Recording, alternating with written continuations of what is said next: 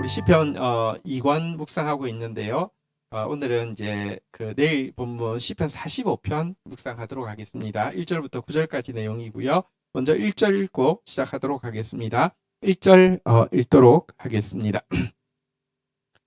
읽겠습니다. 시작. 내 마음이 좋은 말로 왕을 위하여 지은 것을 말하리니 내 혀는 글솜씨가 뛰어난 서기관의 붓것과 같도다. 자, 시편의 시들은 여러 가지 이제 분류가 좀 있습니다. 뭐 탄식 시도 있고, 뭐 감사 시도 있고. 근데 또 왕의 시라는 좀 특별한 시가 있는데요. 왕의 시라고 그러니까 우리가 떠올릴 수 있는 거 용비어천가 뭐 이렇게 무슨 뭐 왕이 계속 나르샤 뭐 그런, 근데 그거하고는 좀 다른 그 시입니다. 왜냐하고 하면 이스라엘의 왕은요, 워낙에 하나님께서 왕을 안 주시려고 했잖아요, 그죠? 그런데 그들이 이제 요구할 때 주시면서 그게 얼마나 큰 실패가 되는지 사울을 통해서 보여주고 나서는 다윗 왕을 통해서 내가 주려는 왕은 다른 왕이야를 이제 보여주셨는데요. 이스라엘의 왕은 크게 세 가지 의무가 있습니다. 첫 번째는 왕이 선한 목자가 되어서 백성들을 하나님의 뜻대로 살도록 사랑으로 잘 지도할 영적인 의무가 있습니다. 이게 이스라엘의 왕들에게 주어진 의무입니다. 영적인 의무죠. 그래서 이스라엘의 왕들을 목자라고 자꾸 부릅니다. 두 번째는 이스라엘의 왕들은요, 그 사회를 정의와 공의가 실현되어지는 사회로 만들어야 하는 의무가 주어져 있습니다. 이것이 하나님 나라 정치의 핵심입니다. 하나님 나라 정치란 무엇이냐고 하면 하나님 나라의 일꾼으로 세워진 사람이 정치적인 행위를 하는데 그 행위의 결과가 공의와 정의가 세워지게 하는 것. 이게 이스라엘 왕들의 정치적인 의무입니다. 그리고 마지막 세 번째 의무는요, 모든 대적들로부터 백성들을 보호하는 군사적인 의무인데, 이건 모든 나라의 왕들이 마찬가지인데, 이 군사적 의무는 단지 눈에 보이는 대적뿐 아니라 그보다 더 큰 대적인 사단, 그리고 사단이 사실은 사람들의 영혼을 잠식하기 위해서 하고 있는 우상 숭배들, 이런 것들로부터 싸워 이기는 이 군사적인 의무도 왕에게 주어져 있습니다. 한번 따라하겠습니다. 영적 의무, 백성들의 영혼을 진짜 선한 목자로서 돌보는 거고요. 한번 따라하겠습니다. 정치적 의무, 사회가 진짜 공의와 정의가 다스리는 사회가 되게 하는 것. 그리고 마지막으로요, 군사적 의무, 대적들로부터 백성을 지키되, 이 대적이라는 게 눈에 보이는 대적뿐 아니라 눈에 보이지 않는 진짜 악한 공중권세 잡은 자, 그리고 사실 그 역사가요, 우상 숭배를 통해서 시작되거든요. 오늘날 우리가 우상 숭배는 기독교가 초창기에 들어오면서부터 뭐 제사도 없애고 뭐 이렇게 뭐 부적도 없애고 막 그래서 없어진 줄 알았는데요.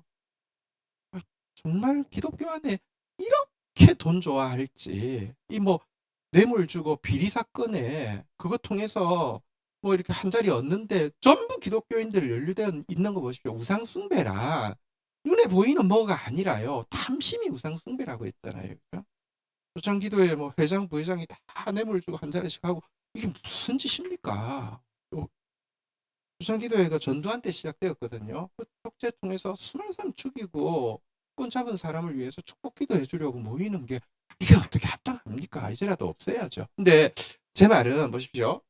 겉으로 이렇게 예를 들면 저기 우리 좋아하는 뭐 이렇게 여기 빨갱이로부터 이 나라를 지키는 거, 그거 중요하죠. 다른 나라로부터 뭐 어쨌든 일본으로부터든지 북한으로부터든지 뭐 중국으로부터든지 아니면 미국으로부터든지 우리나라를 지키는 거 군사적으로 중요한 의무인데, 하나님의 왕은 하나님께서 세우신 왕은요, 그 너머에 있는 더 무서운 대적인 우상 숭배, 사탄 숭배. 우상 숭배란 다른 거 아닙니다. 우상은 이상하게 생긴 거 아닙니다.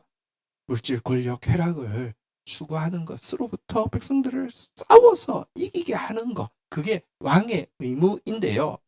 그 역할을 잘 감당하는 왕이 되라고, 혹은 그 역할을 잘 감당한 왕을 위한 노래가 왕의 시인데요. 실은 왕 중에 누가 이 일을 제대로, 이 세 가지 의무를 제대로 감당했겠습니까? 영적인 의무, 또 군사적 의무, 또 정치적 의무를 누가 감당했겠습니까? 그래서 실은 시편에 나오는 왕의 시는 대부분 메시아 왕 예수님에 대한 시인 것을 알게 됩니다. 사실 여기 이제 히브리서 1장 8절 9절에 보면 이런 내용이 있습니다. 한번 보실까요?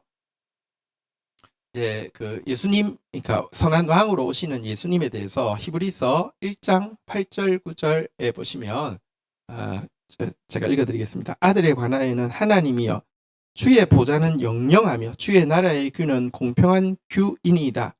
9절 주께서 의를 사랑하시고 불법을 미워하셨으니 그러므로 하나님 곧 주의 하나님이 즐거움의 기름을 주께 부어 주의 동료들보다 뛰어나게 하셨고, 이 9절이 나오는데 이 8절 9절이 시에 5절 6절에 그대로 나오거든요. 그러니까 이 시를 인용해서 아들이신 메시아에 대해서 신약에서 이렇게 인용을 하고 있습니다. 그래서 이 시가 단지 어떤 왕께 용비어 청가가 아니라 메시아 왕을 기대하고 메시아 왕의 영적인 사역, 또 정치적인 사역, 군사적인 사역에 대해서 기대하는 노래라는 것을 알 수 있습니다. 자, 이제 그 2절로 한번 넘어가 보도록 하겠습니다. 2절 같이 한번 읽도록 하겠습니다. 시작. 왕은 사람들보다 아름다워 은혜의 입술을 머금으니 그러므로 하나님이 왕에게 영원히 복을 주시도다. 자, 먼저 그 왕, 메시아 왕의 성품에 대해서 이야기합니다. 왕은 사람들보다 아름답습니다. 왕의 성품은 이 세상의 어떤 사람과 비교할 수 없는 성품을 가지고 계십니다. 라고 이야기하면서 그 성품이 무엇으로 나타나느냐 한번 따라하겠습니다. 은혜를 입술에 머금으니, 그분의 입술에서 나오는 은혜로운 말씀이 그분의 성품을 가장 잘 드러내고 있습니다. 이렇게 이야기하고 있습니다. 여러분, 우리가 왜 주님의 음성을 들어야 합니까? 주님의 음성은요, 정말 그 음성을 들을 때 은혜가 그의 입술에 머금어 있습니다. 예수님의 말씀을 들을 때마다 우리는 은혜를 느끼게 됩니다. 그리고 그 은혜가 우리를요, 선한 목자로서 우리의 영혼을 의의 길로 하나님 뜻대로 살도록 지도해 주는 가장 큰 축복입니다. 어쨌든 예수님은 은혜의 입술로 우리를 향한 영적인 의무를 감당하는 왕이다, 이렇게 이야기를 하고 있는데요. 자, 그런데 예수님은 어떻게 해서 그렇게 은혜로운 말씀을 계속 하실 수 있을까? 여기 이제 우리 한글 성경은 은혜를 입술에 머금으니 그러므로 하나님이 왕에게 은혜를 영원히 복을 주시도다라고 하면서 예수님께서 은혜로운 입술을 가지고 계시기 때문에 하나님이 영원히 복을 주신다라고 돼 있는데, 영어 성경을 보거나 원어 성경을 보면 조금 거꾸로 되어 있긴 합니다. 하나님께서 왕에게 영원히 복을 주심으로 말미암아 왕이 은혜로운 입술을 가지시는 것입니다 라고 되어 있습니다. 그분의 성품이 가장 아름답고 그분의 입술에서 은혜가 흘러나오는 이유는 하나님으로부터 끊임없이 복을 받고 있기 때문입니다 라고 되어 있습니다. 근데 이게 맞기는 맞습니다. 우리가 그 사람의 영적인 상태를 금방 쉽게 이렇게 평가할 수 있는 게 뭐냐고 하면요, 어떤 때는요, 진짜 이제 하나님 백성 아닌 사람의 말은 은혜로운 말은 안 나옵니다. 좋은 말 나올 때는 아첨하는 말이거나 아니면 약간 자랑하기 위해서 약간 포장하는 말이지 은혜로운 말은 안 나옵니다. 은혜로운 말은 하나님의 사람에게서만 나옵니다. 하나님께 접한 사람에게서만 나옵니다. 근데 그 사람이요, 상태가 좋은지 안 좋은지를 어떻게 알 수 있냐고 하면요, 은혜로운 말이 나오고 있으면 그 사람은 상태가 좋은 겁니다. 왜냐하면 하나님께 붙어 있고 하나님의 복을 받고 있는 것입니다. 근데요, 그 은혜로운 말 하는 사람이 말이 다시 바뀌고요, 막 그냥 회의적인 말, 비판적인 말, 뭐 체념적인 말, 또 부정한 말, 이런 거 막 나오기 시작하면요, 하나님께서 주시는 복으로부터 좀 끊어졌다는 증거입니다. 그래서 여러분의 입술이 항상 은혜를 머금은 입술 되기를 주의 이름으로 축원드립니다. 이 말은 여러분이 계속 하나님으로부터 여러분의 영혼에 복이 임한 그런 사람으로 살아가기를 주의 이름으로 축원드립니다.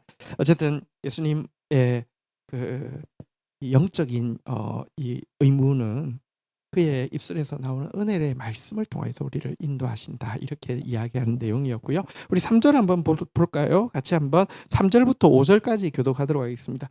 용사여 칼을 허리에 차고 왕의 영화와 위엄을 입으소서. 4절 읽겠습니다. 시작. 왕은 진리와 온유와 공의를 위하여 왕의 위엄을 세우고 병거에 오르소서. 왕의 오른손이 왕에게 놀라운 일을 가르치시리라. 5절도 읽어볼까요? 시작. 왕의 화살은 날카로워 왕의 원수의 염통을 뚫으리니 만민이 왕의 앞에 엎드러지는도다. 자, 한번 물어보겠습니다. 지금 읽은 3절부터 5절까지는 왕의 세 가지 의무, 영적 의무, 정치적 의무, 군사적 의무 중에서 무엇에 대한 내용일까요? 군사적 의무에 대한 내용이겠죠. 자, 한번 보도록 하겠습니다. 예수님은요, 이 전쟁에 있어서요, 영화와 위엄을 입으신 분이십니다. 사실은 50대 50의 승률의 싸움이 아닙니다. 사단이 또 주님 앞에 조금 비벼볼 만한 존재가 아닙니다. 그분의 영화와 위엄 보는 순간 끝이 나는 싸움입니다. 근데요, 이 전쟁을 하시는 주님의 목표가 무엇이냐? 4절에 잘 나와 있죠. 한번 따라하겠습니다. 왕은 진리와 온유와 공의를 위하여, 진리와 온유와 공의를 위하여서 위엄을 가지고 병거에 오르시고 놀라운 일을 행하소서, 이렇게 이야기하고 있는데, 이 말은, 이 전쟁이요, 진리의 반대말은 거짓이죠. 온유의 반대말은 교만이죠. 공의의 반대말은 불이죠. 여러분, 우리가 하나님 이름으로 전쟁한다고 다 이게, 여러분, 이게 하나님의 전쟁이 되는 게 아닙니다. 하나님의 이름으로 전쟁하는데 거짓이 들어가 있거나, 하나님의 이름으로 전쟁하는데 교만이 들어가 있거나, 하나님의 이름으로 전쟁하는데 불의가 들어가 있다고 하면 하나님의 싸움이 아니라 사탄의 싸움이 되는 것입니다. 그가 대적과 싸우는 목적은 하나입니다. 진리를 세우기 위해서, 공의가 온유한 자가 이기게 하기 위해서, 공의가 세워지기 위해서, 다시 이야기하면 거짓을 회파하고 교만을 회파하고 불의를 회파하는 싸움을 위해서 그리스도께서는 싸우시는 것입니다. 이 세상에서 그리스도께서 싸우는 분이셨잖아요. 그죠? 그리스도께서는 가장 은혜로운 입술로 가장 작은 자까지 사랑하셨지만, 권세 있는 바리새인들, 그 종교 지도자들을 향해서요, 그는 끊임없이 싸우셨습니다. 왜? 그들의 거짓, 그들의 교만, 그들의 불의와 싸우신 것이죠. 왜? 진리와 온유와 공의를 위하여서 싸우시는 분이시고요. 이번의 싸움의 결론이 나 있습니다. 이미 게임 끝입니다. 5절 한번 볼까요? 같이 한번 다시 한번 읽도록 하겠습니다. 시작. 왕의 화살은 날카로워 왕의 원수의 염통을 뚫으니 만민이 왕 앞에서 엎드러지는 듯. 주님 앞에 대적할 수 있는 대적은 아무도 없습니다. 메시아 왕은 군사적 의무를 완수하시고요, 이 세상에서 모든 거짓의 세력을 다 없애실 것입니다. 모든 교만한 자들을 다 없애실 것입니다. 모든 불의를 다 무너뜨리실 것입니다. 그리고 이미 예수 그리스도는 십자가를 통하여서 승리하셨고요, 지금도 어둠의 잔재가 너무 많아 보이지만 이미 승리한 싸움이고요, 완전한 승리만 남겨두고 있습니다. 어쨌든 예수 그리스도는요, 승리하신, 군사적으로 그는 완전히 승리하신 분이시다, 이렇게 노래하고 있는 내용이었습니다. 자, 이제 6절부터 한번 좀 보도록 하겠습니다.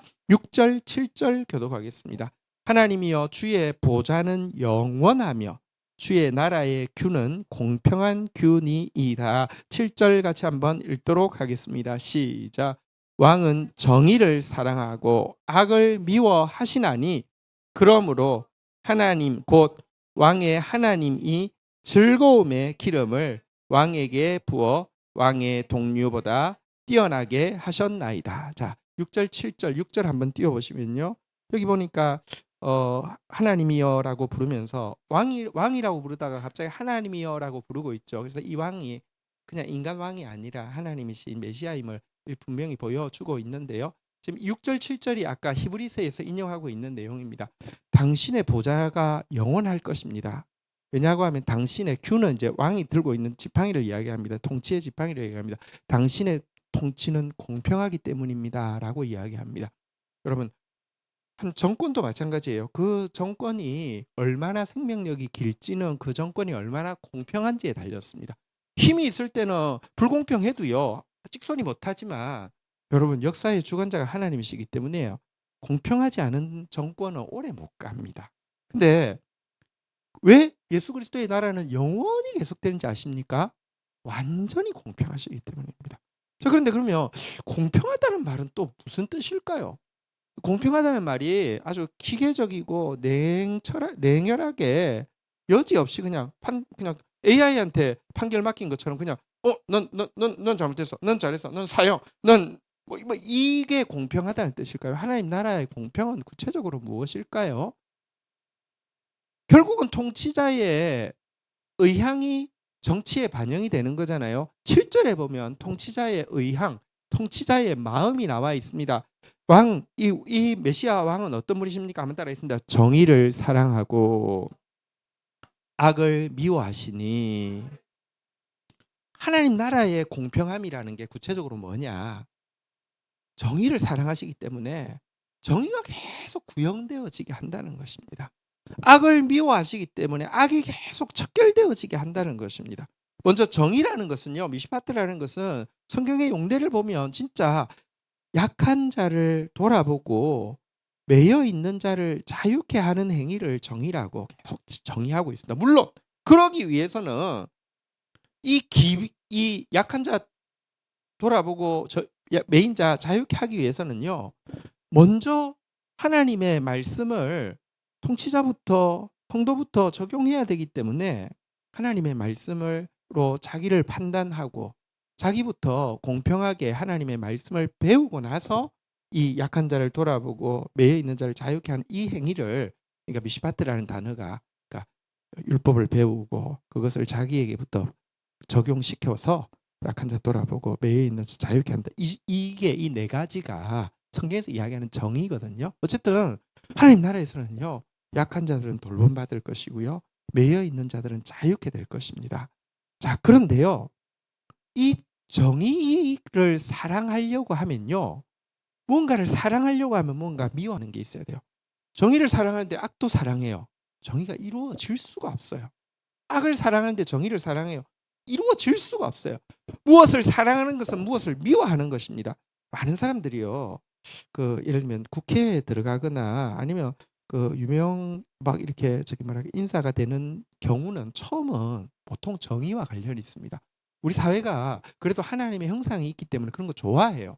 누가 이렇게 완전 진짜 막 아무도 안 도와주는 사람을 위해서 막 변호해가지고 인권 변호사가 돼가지고 뭔가 이렇게 좋은 결과를 내면요, 서포트 라이트 받습니다. 이런 그다음에 뭐 됩니까? 국회의원 됩니다. 그다음 뭐 됩니까? 뇌물 받습니다. 감옥 가거나 아니면 그거 속여가지고 더 높은 자리 가지만 또 추락하고, 우리가 정치에서 계속 반복해서 보는 거잖아요, 그죠? 정의를 사랑하는 사람이 왜 망해지는지 아십니까? 정의를 사랑하는 마음이 좀 있었는데 불의를 미워하는 마음 좀 없었던 거예요. 그러면 나중에는요, 결국은요, 악을 사랑하는 게 정의를 사랑하는 것보다 더 승해지게 돼 있어요. 인간이 그런 존재예요. 근데 왜 메시아는 그 나라는 영원하냐? 왜 메시아의 통치는 완전히 공평하냐? 정의를 너무너무 사랑하는 만큼 악을 너무너무 미워하시기 때문입니다. 그 앞에서는 어떤 악도 절대로 존재할 수 없는 분이십니다. 그렇기 때문에 그 나라는요, 완전한 정의와 완전한 공의가 태워지는 나라가 되는 것입니다. 여러분, 우리 정치를 보면서 이 사람도 썩었고 저 사람도 썩었고, 야 진짜 사람은 왜 이래, 이렇게 이야기합니다. 예, 사람에 대한 기대는 갈수록 접는 게 맞습니다. 인간은 누구도 의롭지 않습니다. 그러나 그럴 때 우리에게 소망이 있는 것은, 그런데 우리가 사모하는 예수 그리스도 메시아 왕은 완전한 공의, 완전한 정의를 가지고 정치하시는 분이시라는 것입니다. 하나님 나라가 왜 좋으냐? 그분이 정치하시기 때문입니다. 하나님 나라는 그래서 영원히 갈수록 더 좋아질 겁니다. 아는 만큼 더 찬양하게 될 것이고요. 그래서 천국이 천국인 것이죠. 어쨌든 지금 이제 5절 6절에서는 이 메시아 왕의 정치적인 의무를 감당하는 모습을 보여주었는데, 근데 여기 밑부분에 보니까 이렇게 세 가지 역할을 다 감당한 왕이시잖아요. 영적인 의무, 군사적 의무, 정치적 의무를 제대로 잘 감당하시니까 왕의 하나님이, 그러니까 그 성부 하나님께서, 한번 따라하겠습니다. 즐거움의 기름을 왕에게 부어 왕의 동료보다 뛰어나게 하셨나이다. 가장 많은 그 기쁨의 기름을 막 그에게 보상으로 부어 주셨다라고 이야기하고 있습니다. 메시아 왕도 여러분 이 역할을 잘 감당했을 때 충분한 보상이 주어졌다라고 이야기합니다. 그 보상이 기쁨의 기름이라고 이야기하고 있는데요. 이 기쁨의 기름이 구체적으로 무엇을 이야기할까요? 일단 우리 메시아 왕, 아까 저 히브리서를 보았는데 히브리서 12장 2절도 한번 좀 볼까요? 한번 같이 읽어보도록 하겠습니다. 히브리서 12장 2절 읽겠습니다. 시작. 믿음의 주요 또 온전하게 하시는 이인 예수를 바라보자. 그는 그 앞에 있는 기쁨을 위하여 십자가를 참으사 부끄러움을 개의치 아니하시더니 하나님 보좌 우편에 앉으셨느니라. 여기도 보면 메시아 왕이 그 사명을, 여러분 영적 사명 또 군사적 사명, 정치적 사명 왜 감당했느냐? 그 앞에 있는 기쁨을 위하여, 하나님께서 주실 기쁨의 기름 부음을 위하여서, 즐거움이라는 보상을 위해서 했다라고 이야기합니다. 여러분 사실 우리를 은혜로 이끌기 위해서, 또 대적들에게 있는 모든 거짓과 모든 교만과 모든 불의를 깨트리기 위해서, 그리고 이 죄악된 세상 가운데 완전한 공의와 정의가 다스리는 사회를 만들기 위해서 죄를 미워하셨기 때문에 우리 죄를 걸머지시고 죽으신 것이고요. 정의를 사랑하셨기 때문에 가장 작은 자 한 사람까지 포기하지 않고 살리시기 위해서 선택한 게 십자가잖아요. 그런데 여기도 보니까 어쨌든 십자가가 그냥 난 희생하는 게 워낙 좋아, 난 희생이 스타일이야, 이게 아니라, 다시 한번 따라하겠습니다. 그 앞에 있는 기쁨을 위하여, 기쁨 때문이라고 했는데, 그럼 구체적으로 이 기쁨은 무엇일까? 이제 마지막 8절 9절이 남아 있는데요. 우리 한번 8절 9절을 통해서 그 참된 왕 대신 예수님께 주어지는 기쁨의 기름이 무엇인지 보겠습니다. 8절 9절입니다. 교독하겠습니다. 왕의 모든 옷은 모략과 침향과 육개의 향기가 있으며 상하궁에서 나오는 현악은 왕을 즐겁게 하도다. 읽겠습니다. 9절 읽겠습니다. 시작. 왕이 가까이 있는 여인들 중에는 왕들의 딸들이 있으며 왕후는 오빌의 금으로 꾸미고 왕의 오른쪽에 서도다. 자, 기쁨의 기름이 뭔지 8절에 보니까 일단 그 기쁨의 기름을 붓는다는 게 왕한테 입힌 왕께서 입으실 옷과 좀 관련이 있는 것을 알 수 있습니다. 모략, 침향, 육개의 향기가 그 왕의 옷에 막 이렇게 부어져 있다는 것입니다. 그러니까 아주 향기로운 향이 나는, 그러니까 이렇게 뭐 유쾌하게 하는 향이 막 부어져 있고요.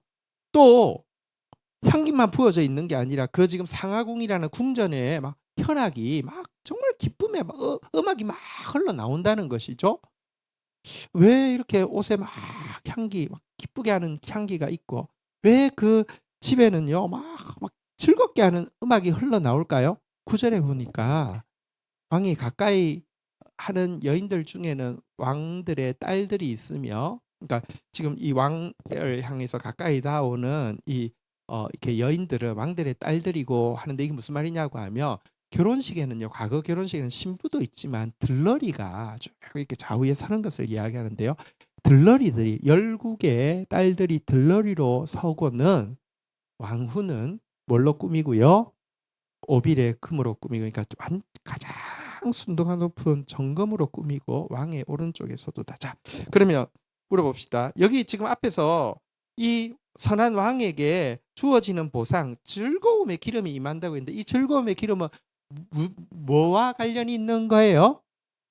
결혼식과 관련이 있는 것이고요. 이 즐거움의 대상의 핵심은 누구예요?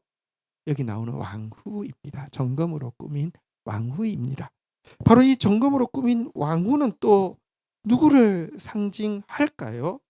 자, 이사야서 53장 10절 11절 한번 좀 보도록 하겠습니다. 여호와께서 그에게 상함을 받게 하시기를 원하사 질고를 당하게 하셨은즉 그의 영혼을 속건제물로 드리기에 이르며 그가 씨를 보게 되며 그의 날이 길 것이며 그의 손으로 여호와께서 기뻐하시는 뜻을 성취하리로다. 11절 같이 한번 읽도록 하겠습니다. 예수님께서 십자가 지시며 어떤 보상이 주어질까요? 읽겠습니다. 시작. 그가 자기 영혼에 수고한 것을 보고 만족하게 여길 것이라. 나의 의로운 종이 자기 지식으로 많은 사람을 의롭게 하며 또 그들의 죄악을 친히 담당. 자, 예수님께서 자기 영혼으로 수고한 것에 대해서 만족할 것이다 그랬는데 그분이 수고한 것으로 만족한 게 무엇이냐? 자기 지식으로 많은 사람들을 의롭게 하기 위해서 그들의 죄를 친히 담당하시고 그 영혼을 얻으신 것이라고 이야기합니다. 그래서 여기 그 보상으로 얻은 것은 예수님께서 죄를 걸머지심으로 말미암아 의롭게 만든 영혼들, 다시 말하면 이 왕후는 성경에서 일관되게 이야기하고 있는 구원받은 백성들, 교회를 상징하는 것이다 라고 이야기합니다.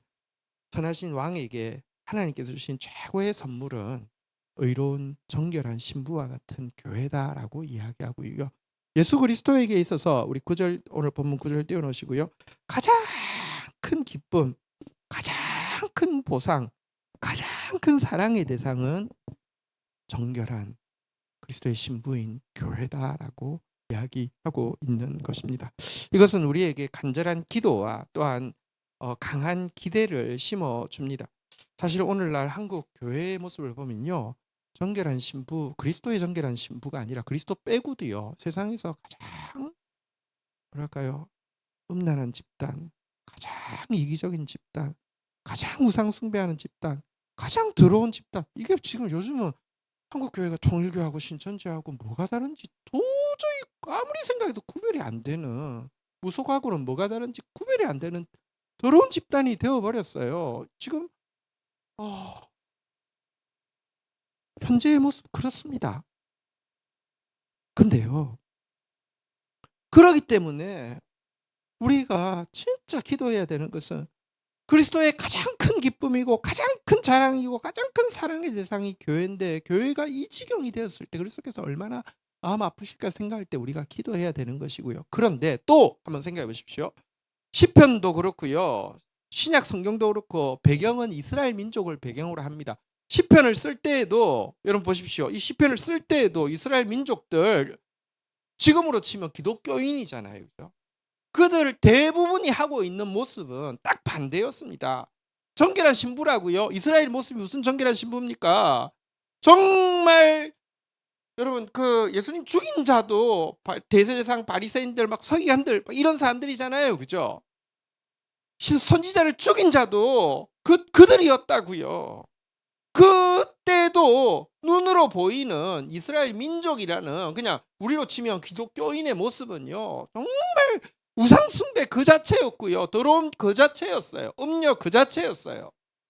그럼에도 불구하고 주님은 그 가운데서 진짜 순결한 그리스도의 신부, 그래서 그리스도께서 보고 기쁨을 이기지 못하여 하시는 자들을 뽑아내시고 그들을 통하여서 구원의 역사를 이어오셨고요. 마지막 순간 지금 한국 교회는 정말 부끄럽고 부정한 모습들로 막 충만하지만 우리는 기대해야 합니다. 참된 교회는 그리스도의 유일한 사랑의 대상이고요, 유일한 기쁨의 대상이고요, 그 기쁨, 그 사랑 주님 빼앗기지 아니하실 것이고요. 다시 이야기합니다. 군사적으로 주님 승리하셨습니다. 우상 숭배는 끊어질 것입니다. 거짓과 교만과 불의는 끊어질 것입니다.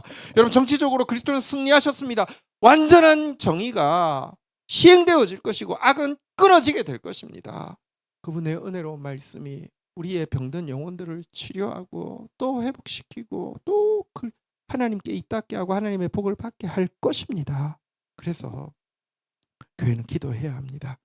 약속이 있기 때문에 음녀 같은 교회가, 고멜과 같은 교회가 성결한 그리스도의 신부의 교회로 회복되어지도록, 또 지금도 눈에 보이지 않지만 그루터기 같은 그의 신부를 통하여서 결국은 민족이 새로워지고 온 열방이 새로워지고 하나님 나라가 임하게 하실 것을 믿고 주님 앞에 매달리고 기도해야 하는 것입니다.